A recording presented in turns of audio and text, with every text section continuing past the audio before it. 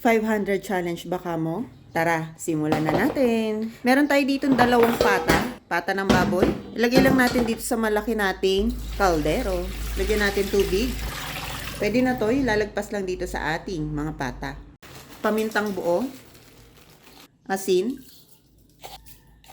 dahon ng laurel, bawang. Takpan lang natin to at pakuluan hanggang sa lumambot. Check na natin after 30 minutes. So, pag natutusok na, okay na yan. Huwag na nating hintayin malambot na malambot. Okay na to. So, patutuyuin lang natin to o air dry natin para naman pagka pinrito natin mamaya ay malutong. Pwede nyo ring itapat sa electric fan. So, nagsalang na ako ng kawali. Pinainit ko na to. Mantika.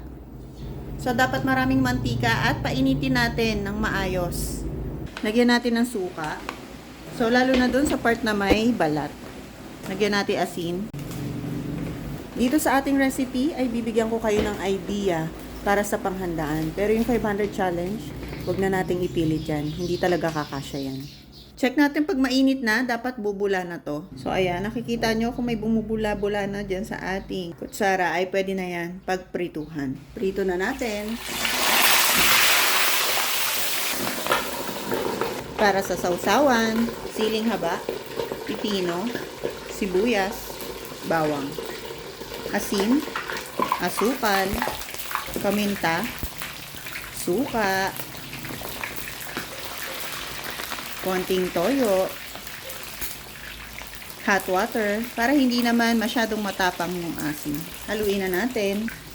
So, kung yung iba gusto talaga ng mas maanghang, maglagay lang kayo ng siling labuyo. Ako, medyo iwas ako sa anghang. Tapos, tikman nyo na lang. At pagka natikman nyo na, i-adjust nyo na lang yung alat, tamis, at anghang according sa inyong panlasa. Ready na itong ating sausawan.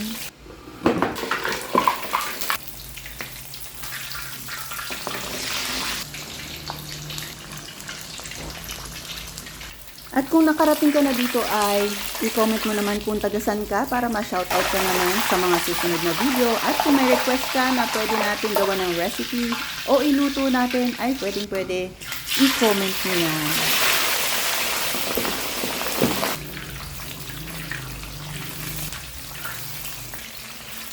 Balik ka rin natin.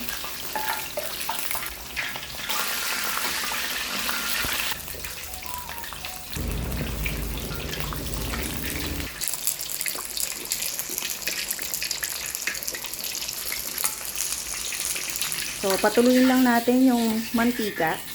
Tapos, pwede na i-serve yan. Tikman na natin.